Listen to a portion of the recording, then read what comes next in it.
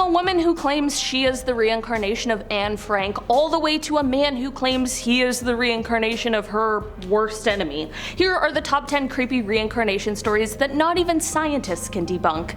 Do you know anybody who can remember their past life? Let us know down below. Starting off this list, in our number 10 spot we have Barbro Karlen. A woman named Barbro Karlen was born in 1954 in Sweden, and by the time she could talk she began telling her parents some pretty frightening stories. She said she could remember men kicking down the door of her home and taking her away, which is obviously quite a frightening memory for a child to be having, and one that certainly never had happened in Barbro's life at that point. She also told them a name that means a lot to us all now, but at the time her parents had no idea who this person was. That name was Anne Frank. Anne Frank, of course, passed away in a concentration camp in 1945 after hiding in an attic with her family, trying to avoid persecution for being Jewish. Just 10 years after Anne's passing, she wasn't well known like she is today, but when Barbro was 10 years old, they took her to Amsterdam and she was able to lead them to Anne's home with no directions at all. She was then able to identify a spot on the wall where Anne had hung photos up, and she also told her parents that the steps in the home were different than she had remembered them,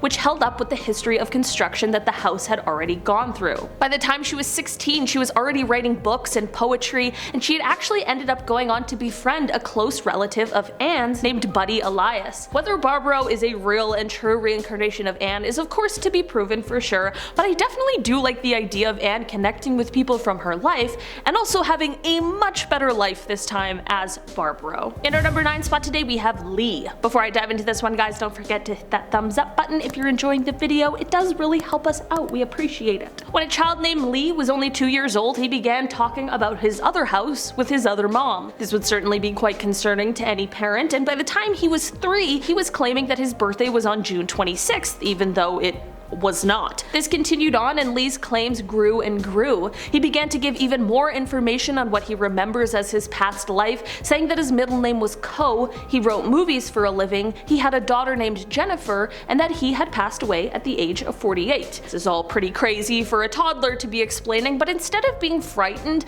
Lee's parents began inquiring more and asking him even more questions. They wanted to know which movie he had written, as to possibly figure out who their son believed he had been before. His parents began to ask him titles of different movies to see if any rang a bell, and when they asked him about Gone with the Wind, Lee got very excited and said that he had definitely written that one. Lee's parents obviously quickly googled the movie to find more information, and this is when they found out about the movie's writer, Sidney Coe Howard. Sidney, of course, had the correct middle name, his birthday was June 26th, he did have a daughter named Jennifer, and he did pass away at the age of 48. My initial reaction is that his parents had possibly unknowingly fed him this information, but apparently this Google search was the first time his parents had heard any of this information, aside from hearing it from their child. This is certainly quite a crazy story, and one that may possibly have me convinced. In our number 8 spot today we have Sergey Torop. Sergey is also known as Vissarion, and he is a Russian mystic and leader of the cult Church of the Last Testament.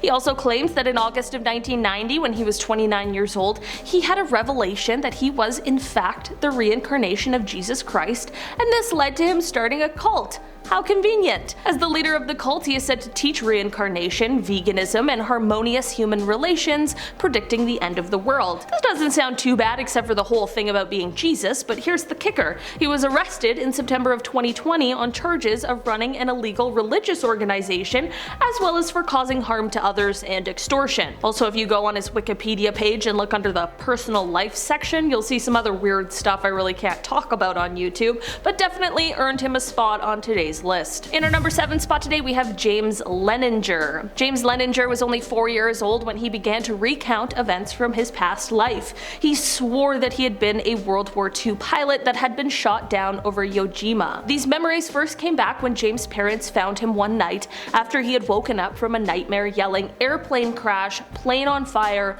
little man can't get out." James explained that his name in his past life was also James, and that he had flown an aircraft called the Natoma. His parents parents did some research after these claims and found out that there was an aircraft carrier during World War II called the Natoma Bay, and there was a pilot who had been killed in action in this plane over the Pacific named James Houston. They began to ask him questions about his past life, including questions about the airplane that would be truly surprising for a small child to have answers to, like when his mom referred to an object on the bottom of a toy plane as a bomb and James responded by correcting her, telling her it was a drop tank, or when one day they were all watching a documentary on the History Channel and the narrator of the show referred to a plane as a zero and James said that was untrue and it was actually a Tony. I have no idea what any of this means, but apparently James was right both times.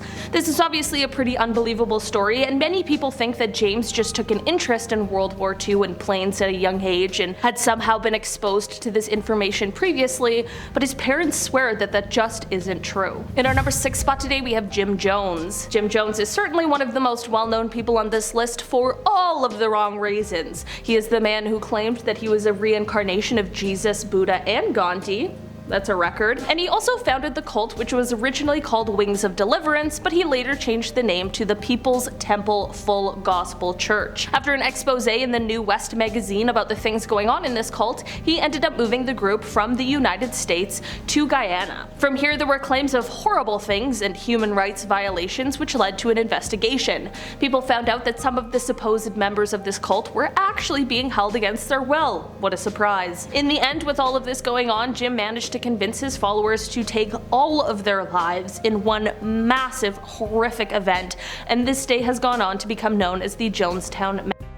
A total of 918 people died that day, including Jim himself. In our number 5 spot today we have Jeffrey Keene. Jeffrey Keene had lived a lot of his life and was already retired when he started to believe in his past life. Jeffrey and his wife went on vacation to Maryland when they visited a battlefield from the Civil War that was called Sunken Road, and that is when he became overwhelmed with emotion. Apparently the emotion was so strong that he truly thought he might have been having a heart attack. After this emotion passed and he was able to gather himself, he still felt an unbelievable connection to this place. At a later date, he encountered a psychic at a party and had relayed this history to them. The psychic asked if he believed in reincarnation, and Jeffrey felt like he had to reply with the words, quote, "not yet." After this day, Jeffrey was reading a Civil War magazine when he came across a Civil War general named General Gordon. General Gordon had fought at Sunken Road, and during this battle he was known for constantly shouting the words, quote, "not yet." This of course caused Jeffrey to do more research into the general, where he found out even more connections, such as how on his 30th birthday, Jeffrey had to go to the hospital with a random, really terrible jaw pain, and when General Gordon was 30, he was shot in the jaw. Or how General Gordon had suffered certain injuries and Jeffrey had unexplained marks on his body in the same spots. This could all be a coincidence, but it definitely is a very interesting story regardless. In our number 4 spot today we have Alan John Miller. Alan is an ex-software manufacturer turned founder of the Jesus cult. Alan himself claims that he is actually the reincarnation of Jesus, and his partner is the reincarnation of Saint Mary Magdalene. Thank goodness these two were able to somehow find each other. Alan holds, quote, divine truth seminars where he teaches what he refers to as the divine love path, which focuses mainly on emotional clearing. Alan has even gone as far as to give doomsday predictions, which he said could start as early as 2012, which, I mean, 10 years later we all know simply did not happen.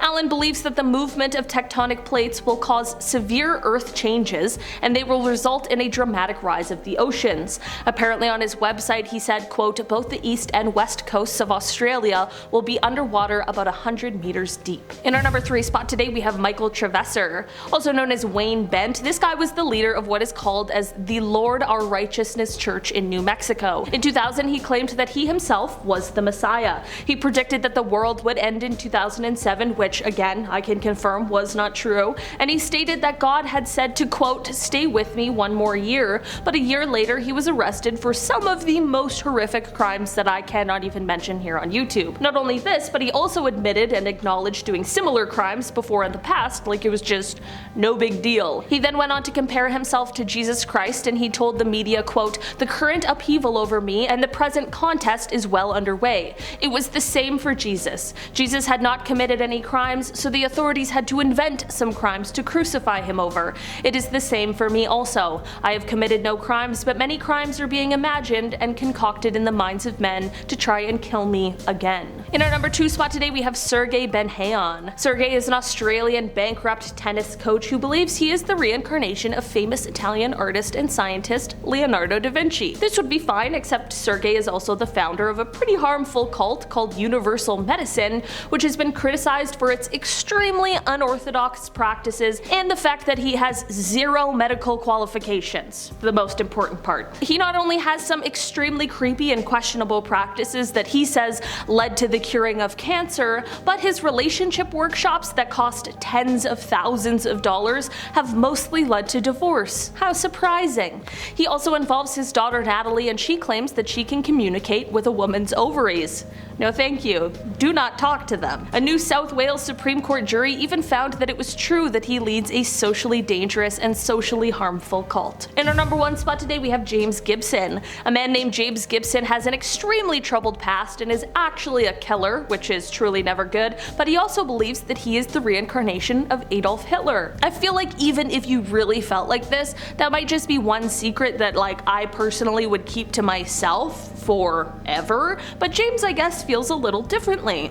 James really did have a difficult childhood and upbringing, which is quite sad. He lost his dad at a young age to the Black Saturday bushfires and had quite a troublesome time as a teenager. In 2015, he attacked and killed a man named Glenn Sullivan, and when asked why he did it, he said, quote, "He killed my dad. I saw it in the smoke." James explained to his psychiatrist about his reincarnation belief, and he also explained that the German soldiers were controlling him and had ordered him to kill someone so that they could find him and recognize him so that they could come and retrieve him. All in all, James has obviously had a rough go. The things he's done cannot be excused, but I do hope he has received some help and maybe some treatment for everything he's got going on. Alright guys, that has been our list for today. Thanks so much for checking it out. I'll see you again soon. Goodbye!